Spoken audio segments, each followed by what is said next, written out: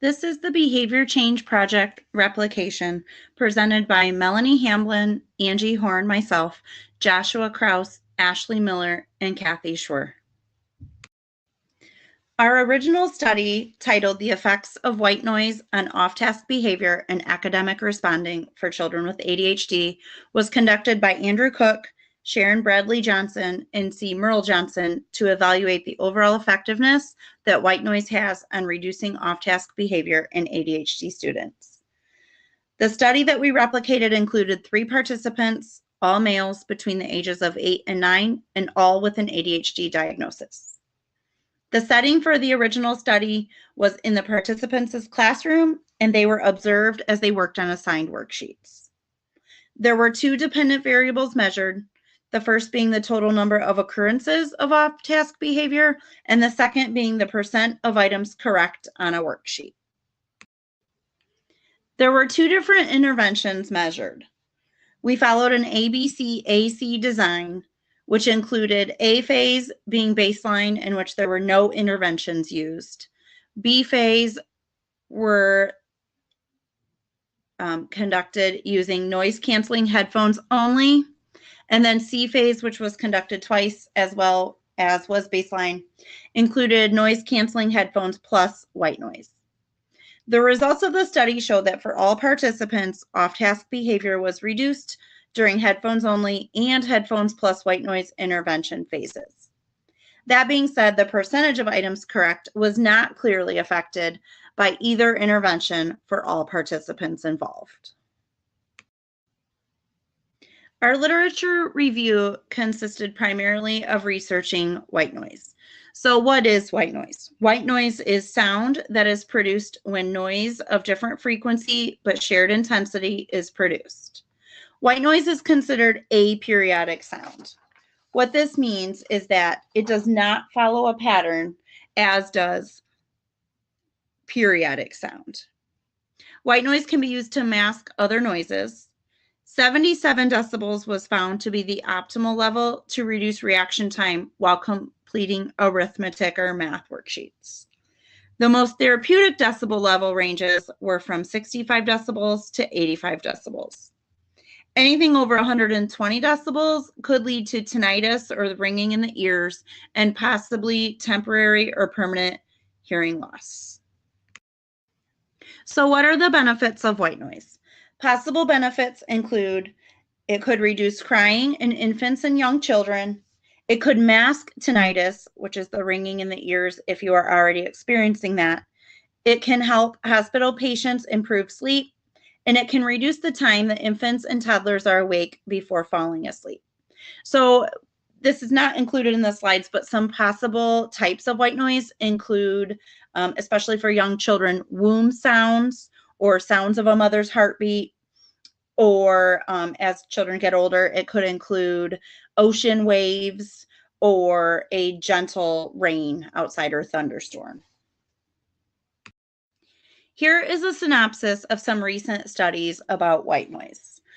A study by Soderlund, Silkstrom, and Smart in 2007 showed that tasks performed by students with ADHD were completed with greater accuracy and at a similar accuracy as compared to students without ADHD. Another study by Soderlund, Silkstrom, Loftusness, and Sanuga-Bark in 2010 reported students that were considered to be inattentive by teachers saw an increase in sentence recall compared to a group of students with no white noise being played.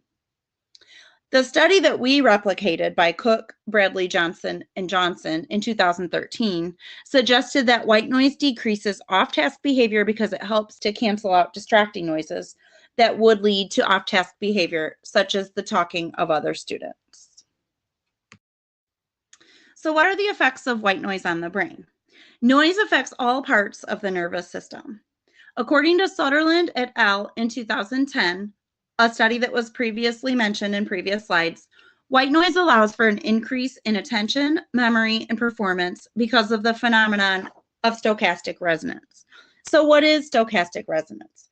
Stochastic resonance is a phenomenon where a signal that is normally too weak to be detected by a sensor can be boosted by adding white noise to signal, which then creates a wide spectrum of frequencies. Usher and Feingold in another study found that stochastic resonance was found in cognitive tasks where white noise improved the speed of arithmetic computations in people without ADHD. So basically, when stochastic resonance was present, people without ADHD were able to complete math formulas or computations faster because of white noise. Attention and mnemonic processes, or simply the process of remembering things, depend on dopaminergic signals. So dopamine is a central element in the brain that controls learning of many behaviors, including motor behavior, motivation, and working memory. It is then theorized that since white noise increases stochastic resonance, it can be used to improve accuracy and potential speed of work performance due to the increase in dopaminergic signals. How and why white noise creates stochastic resonance is not understood. However, a study by Soderlund, Sickstrom, Loftusness, and Sanuga-Bark suggests that different types of brains require different amounts of stimulation for optimal function. The effects of white noise differs. In children ages 8 to 10, white noise has diminishing effect on super attentive children, little to no effect on attentive children, and the greatest positive effect on inattentive children. Finally, Furnham and Sturbach examined the effects of white noise on the cognition of adults who were either considered introverted or extroverted, and found that cognition in introverted individuals was diminished by white noise, while extroverted individuals did not show the same diminishment. And now I will turn it over to Ashley to discuss the purpose of the project. The purpose of our project was to examine the effect that noise-canceling headphones plus white noise can have on decreasing instances of off-task behavior, access whether white noise can increase academic performance, and attempt to replicate the steps, procedures, and methods as close to the original study as possible. Our study had 5 participants, 1 male and 4 female, ranging in age from 24 to 48. All participants are online graduate students at Ball State University and did not know each other before the start of the project. Sessions were conducted in different states in the Eastern Time Zone at the participants' homes on weeknights between the hours of 5 to 10 p.m. and weekends during any time period.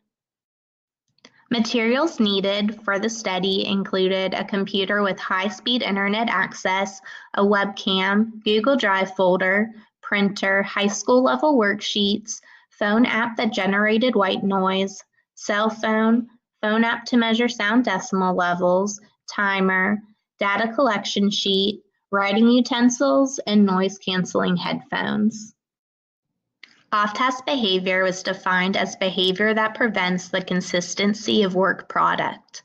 Off-task behavior was separated into 3 types of off-task behavior: verbal, motor, and passive. Verbal off-task behavior was defined as talking to another person about a subject that is not related to the completion of work. An example would be talking to another person about the weather or answering a cell phone. A non-example of verbal off-task behavior is talking through worksheets with oneself. Motor off-task behavior is defined as walking or standing that is not needed to complete the task. Examples include standing up next to one's chair. Non-examples are getting out of the chair to get more work materials. Passive off-task behavior is defined as looking at something that does not assist in completing work. Examples include checking the phone or giving visual attention to another person or item. Non-examples are looking away from work to stretch your neck or looking up while thinking. For data collection, participants recorded themselves for each session throughout all phases of the study. Videos were uploaded and shared with an assigned primary observer to record instances of off-task behavior and total % of correct answers on the participant's worksheet. Data recorders implemented momentary time sampling of 15 seconds, recorded data from 15 minutes of the recorded session, and then recorded this data. Data recorders marked off-task behavior at the 15-second mark based on the given operational definition for verbal, motor, and passive off-task behavior. The study utilized an ABC-AC design. A phase, or the baseline phase, consisted of no intervention. B phase implemented a single intervention of just the noise-canceling headphones. C phase implemented noise-canceling headphones plus white noise. Baseline was then repeated for a second time, as well as the headphones plus white noise intervention. Methods baseline. So there are some steps to the baseline phase. So for subjects, they want to make sure that there are enough worksheets, pens, or pencils to maintain consistent work for 30 minutes. Also set up a computer or phone to record the session. Set a timer for 30 minutes and begin working on worksheets until timer goes off. Repeat these steps for second baseline phase. However, for the observer, the steps are to record off-task behavior using time sampling in 15-second intervals for up to 15 minutes per session or when worksheet is completed. Also, to record worksheets and percentage correct. Percentage correct is compared phase to phase, not by session, to see if accuracy increases when changes compared to baseline data. Methods Intervention 1. For this intervention, subjects will be wearing headphones alone with neither music or white noise playing. Participants will record 30-minute videos for each intervention. So the steps for intervention 1 include, for the subjects, make sure there are enough worksheets, pens, or pencils to work for 30 minutes. Place headphones over ears without plugging them in for use. Set up a computer or phone to record session, and then set a timer for 30 minutes and begin working on worksheet until timer goes off. For observers, the steps are to record off-task behavior using momentary time sampling of 15-second intervals for up to 15 minutes per session, as well as grading worksheets and recording percent correct at the end of the 30 minutes. Methods Intervention 2. For this intervention, subjects will be wearing headphones with white noise generator in use. The steps for Intervention 2 include, for subjects, make sure there are enough worksheets, pens, or pencils to work for 30 minutes. Plug headphones into a phone with a white noise generator application. Turn on the white noise and use the decibel meter to ensure noise level is at 75 decibels. Place headphones over ears. Set up a computer or a phone to record the session. Set a timer for 30 minutes and begin working on worksheets until timer goes off, and then repeat these steps for the second Intervention 2 phase.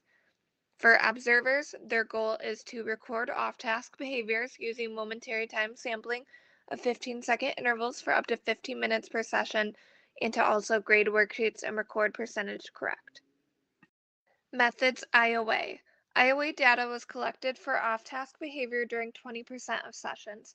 IOA was calculated by dividing the number of intervals that both observers recorded the same type of off-task behavior by the total number of intervals observed and converting the result to a percentage. So as you can see here, for Angie, for baseline 1, we have 98.3, 100 for headphones, 100 for white noise 1, 98.3 for baseline 2, and then 100 for white noise 2, leaving her average at 99.32%. For Ashley, we have 100 for baseline 1, 96.7 for headphones, 98.3 for white noise 1, 100 for baseline, and then 100 for white noise 2, leaving Ashley's percentage at 99%. For Josh, we have 100 for baseline, 98 for headphones, 100 for white noise 1, 96.7 for baseline 2, and then 100 for white noise 2, leaving Josh's percentage also at 99%. For Kathleen, we have 96.7 for baseline, 100 for headphones, 96.7 for white noise 1, no data for baseline 2, and then 100 for white noise 2, leaving Kathleen's percentage at 98.35%. And then for myself, Melanie, I have 100 for baseline, 98.3 for headphones, 100 for white noise 1, 98.3 for baseline 2, and then 98.3 for white noise 2, leaving my average percentage at 98.98%. So the mean overall agreement was 98.93%, range 98.32% to 99%. Methods, treatment integrity. As done in the original study, we created an 8-item checklist to ensure treatment fidelity. Our checklist includes: during white noise phase, make sure the white noise generator is calibrated at 75 decibels. During both intervention phases, headphones should not be removed for any reason. Also ensure that you're in a room area that minimizes distractions from others or things as much as possible. Have all writing utensils, papers, and worksheet supplies readily available when timer starts. White noise can be defined as noise heard in the headphones that may keep you from being distracted. So you also want to listen to the white noise before recording so you know what to expect. All members should work for the entire 30 minutes, and worksheets and packets must be the same subject of work and the same level of difficulty. These 8 steps were created to ensure treatment integrity. After completing all 5 phases of the study, data was gathered and placed in graphs. These graphs allowed us to see if there were any relationships between the dependent and independent variables.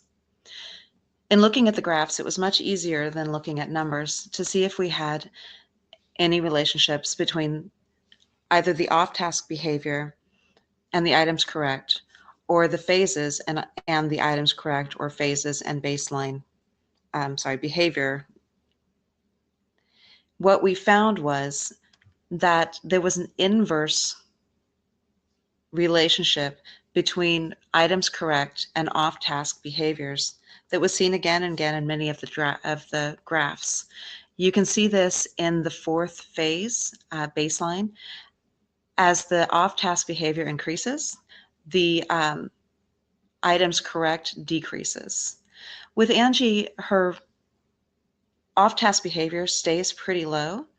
However, it is at its lowest point during the first baseline and her headphones with white noise phases.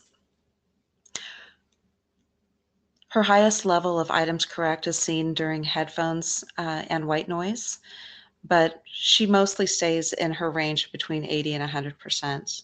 If you look at the mean data collection, you can see that her lowest off-task behavior happens in the C2, which is our headphones and white noise, and her highest percentage of item correct happens during during C2.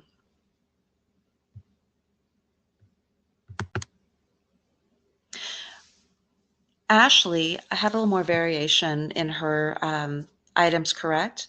However, again, her off-task behavior stays pretty low with the exception of her second baseline. If we look over at her mean data, you'll see that second baseline is 9.6% of the time she is off task, showing some form of off-task behavior.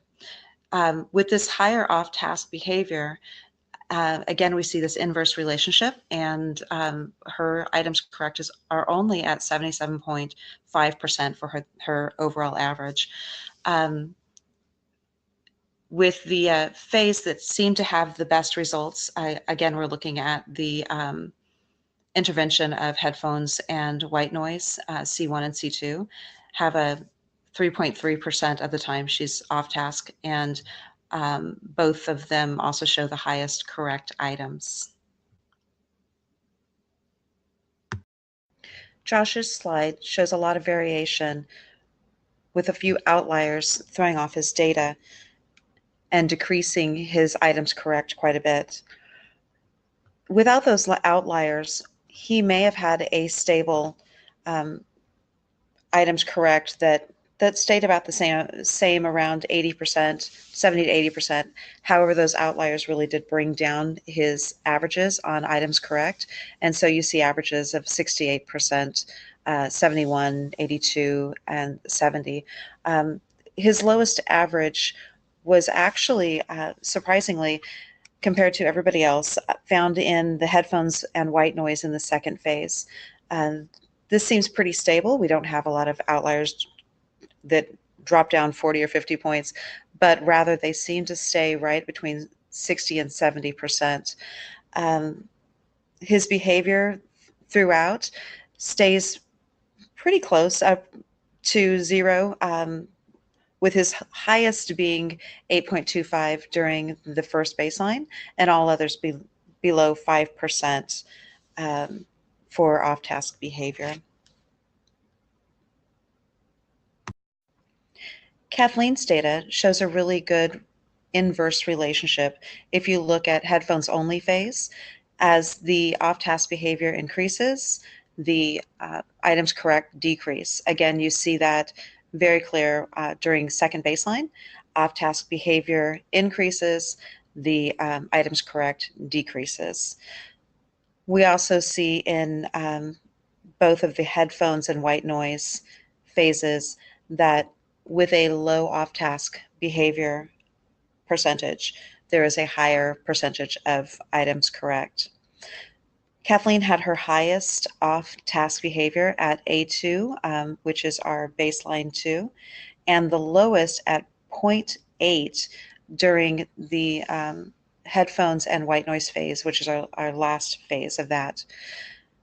Percentage correct, highest percentage correct happened during the C1, which is our first phase of the headphones and white noise, and lowest percentage correct was during baseline 2 with an 87.25. Melanie also shows a really good example of the inverse relationship. If you look at her second baseline, which is the fourth phase, as the items correct decrease, the off-task behavior increases. Melanie didn't have much of a range for her off-task behavior. Her behavior seems pretty stable throughout. However, her highest off-task behavior occurs during the baseline at 6.7 and 7.5. And her lowest off-task behavior occurs in the last white noise phase, which is at 2.5. Her items correct also show a positive relationship during the headphones and white noise phase, with 98.8 being the average for both phases, and her lowest being during the second baseline phase. So once we had gathered the data for each of the participants, we took that data and found a mean average for all participants so that we could look at not just what happened with each individual, but overall what trend we saw. And what we found was that for the off-task behavior, the lowest point of off-task behavior occurred during white noise phases 1 and 2, with phase 2 having a 1.77% off-task behavior. And the highest percentage of off-task behavior occurred during baseline 2 with 9%. That had a range of 24.1 points, as we saw that during that phase, people had a low of 0% off-task behavior and a high of 24.1% off-task behavior. The items correct on task that each person completed, again, didn't have a great variation, pretty stable in that the averages, the lowest average is at 82.8%, and the highest average is seen at the first white noise at 94.3%. So the spread is only about 12%. However, we did see that white noise 1 had the highest items correct at 94.3, and baseline 2 had the lowest items correct at 82.8. Now, again, because of those outliers that we got with some of Josh's data, that might have thrown off our data a little bit. However, but even after removing that 40% that happened in the first baseline, that first baseline still ends up being below what we were seeing in the white noise 1. So what did our graphs tell us about our results? Well, first of all, as you saw from many of the slides, we had an inverse relationship between off-task behavior and items correct on the task, meaning that as the off-task behavior increased, the items correct on task decreased. If the off-task behavior decreased, the items correct inversely increased. We had higher levels of off-task behavior during baseline, and we had lower levels of off-task behavior during the white noise phase. Kathleen showed the greatest improvement. She went from a high mean of 15.6% during baseline 2 to a low average of 0.8% during white noise 2, which was a range of 14.8%. Melanie had the least improvement of her off-task behavior. She had very low off-task behavior to begin with, and her highest mean was only a 7.5%, and the lowest mean was at a 2.5%. The highest occurred during baseline 2, and the lowest occurred during white noise 2. This was only a range of 5%. The highest levels of percent of items correct was found during white noise phase, and the lowest was found during baseline. Ashley showed the highest improvement in task items correct with a low mean during baseline 2 of 77.5% and a high mean during white noise 1 of 97.5%. This is a 20% range, which really shows a good difference between the two, between the white noise and the baseline for her. Angie showed the lowest improvement in items correct. Again, if you can remember, her percentage correct was pretty stable with only I believe like a 8%, it says right there, 8.7% variation in her mean. She has a 97.25 during white noise 2 and a mean of 88.5 during the headphones only phase. And this is Josh again. I'll be doing the conclusion section of our study. So basically, in conclusion to the whole study, we found that headphones plus white noise sound was effective in showing a decrease in instances of off-task behavior for all participants that were involved whenever headphones plus white noise sound was used as the intervention. In conversation with the participants, all participants also reported, or the majority of participants felt that it was generally easier to concentrate or focus whenever they were listening to white noise. And in further conversation with some of the participants, some reported that they'd actually started to implement white noise and listening to white noise sound while doing other things throughout their lives, whether it be working at their job or doing other small tasks here and there. And they just reported that concentration was generally increased whenever they were listening to white noise.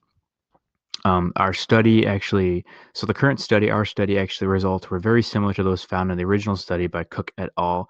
And that both studies found that whenever headphones plus white noise was implemented, the result usually always ended up in decreasing off-task behavior for all participants involved.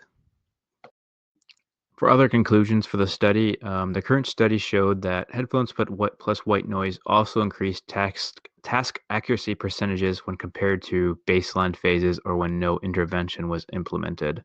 Our results actually differed from the original study in that the original study, participants actually did not show any change at all during academic task accuracy whenever intervention was applied, when intervention was implemented. Overall, the current study suggests that there is definitely a relationship between white noise sound and decreasing off-task behaviors in individuals. And our finding definitely matches the majority of the literature review and other studies that are similar in the sense that have also looked at white noise and how it affects focus and concentration. And now for the limitations of our study, probably the biggest limitation we found was that in comparison to the original study that took place in a classroom, generally our study usually took place in most participants' homes, which in comparing a person's home versus a classroom, typically their homes are going to be a much less distracting environment compared to a classroom where there's other kids yelling and students are talking and teachers are giving instruction. So in general, we felt that our data might possibly have been, somewhat compromised in comparison to the original study, simply because our environment was going to be a lot less distracting than a classroom. Another limitation was that the original study actually examined 8 to 9-year-olds with ADHD. And in theory, 5 adults are probably going to have much longer attention span than, say, 8 to 9-year-olds with ADHD. So it's not going to be too difficult for us to be able to stay focused for 15 to 30 minutes at a time for our sessions. And another limitation was that the white noise generator that we used was not the exact white noise generator that was used in the study. We used phone apps, and from the original study actually used an actual device that produced the white noise. Continuing now with limitations, another limitation that we saw was that whenever the person who was recording data had to record data by means of video recording. So that means the participant had to record themselves during the sessions and then send that videotape to the person recording the data. And generally, when you're recording data and you're looking at a video, it can be kind of difficult to see if a person is actually off task or not, since you're not actually there with them while they're performing the task. Sometimes it was kind of hard to see if a person was actually just reading a question or reading, a worksheet, or if they were actually like falling asleep or had their eyes closed or not paying attention. And also there are other times, of course, since the person's at their house, there's interruptions that were occurring possibly at times from family members or dog barking or something that wasn't necessarily the fault of the participant in terms of off task, but ended up causing the participant to be off task. Another limitation we had is that in the original study, participants were given worksheets based on their school subjects. We decided that we were going to still do high school level worksheets, of course, but participants were able to choose their own worksheets. And because of this, there might have been some sort of change or aberration in the data, since all the worksheets were not uniform. And in most cases, participants typically chose worksheets that they felt they were at least proficient at or generally did well at. And now for the last slide of limitations, this has to do with the actual data collection method that the original study used and that we also use, which is momentary time sampling. And one of the problems with momentary time sampling is, since you're just looking at a specific, very specific, 1 second essentially in time throughout, every 15 seconds, you're not necessarily getting the whole picture of when off task is occurring. So you could have been off task, the second before that 15-second mark, but then on 15 seconds you're on task. But so because of that, I feel like it kind of skews the data maybe a little bit, and maybe makes it seem like it's not happening as much as it actually is in terms of that behavior. And lastly, due to the time restraints just based on the class and how we have to continue to move things along, sometimes our phases were cut short before full stability could be reached. I know this happened a few times even with just my study, just in baseline, where I felt like it could have been more stable, but I had to move on just because of the nature of the class and how we were doing things. And here are just our references that we used throughout the study.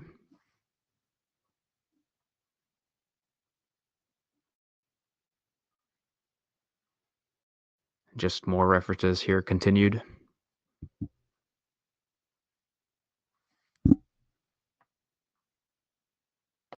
And lastly, our contribution log. Thanks so much for watching. Hope everyone has a great end of the semester.